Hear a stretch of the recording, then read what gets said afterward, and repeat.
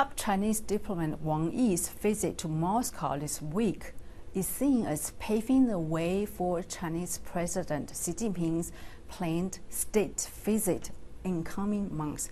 Can you talk about People's Republic of China's role in Russia's invasion in Ukraine?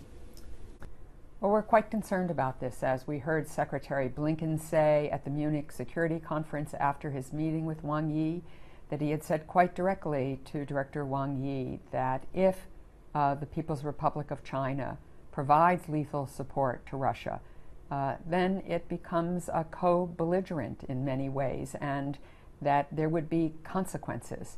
And so this is a very concerning moment and a very big choice for Xi Jinping if he decides, in fact, to take this step.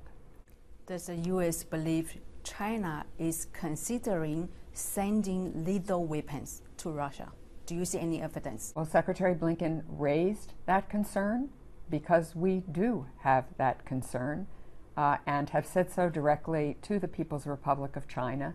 We've shared our concern with many countries around the world and urged them to urge Xi Jinping to make the right choice here. You know, President Xi has said for a long time that he supports the UN Charter and the principles that underline the UN Charter, and core to that is sovereignty, territorial integrity, and the right for countries, the people of countries, to make their own choices about their future. That should be true for Ukraine. And so it really is mystifying why President Xi would stand with Russia, who is the aggressor in this situation, decided that for some reason he believed Ukraine belonged to him, not to the Ukrainian people. So are you saying that there is indeed indication that China is considering sending lethal weapons to Russia? What I'm saying is that Secretary Blinken raised the issue because we obviously have reason to be concerned.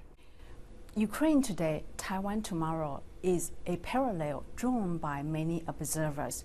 On Tuesday, you met with the senior officials from Taiwan. What has been discussed?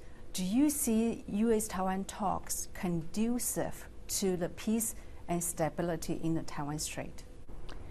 We have said repeatedly that no one should take unilateral action to change the status quo in the Taiwan Strait.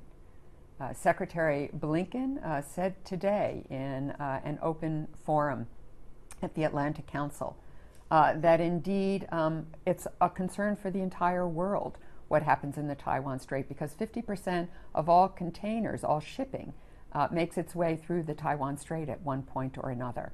So it is in the world's interest that we maintain peace and stability in the Taiwan Strait, as we have done now for decades, under the current way we all have approached this. So we hope that Xi Jinping continues the status quo in the Taiwan Strait.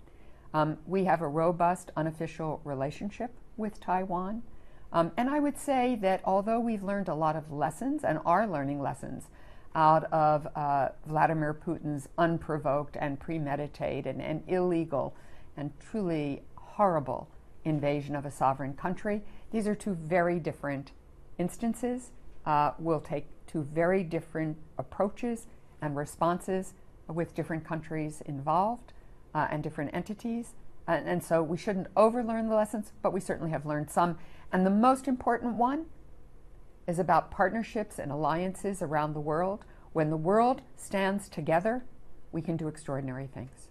And that's been the case in Ukraine, and I hope that will be the case, will continue to be the case where the Taiwan Strait is concerned.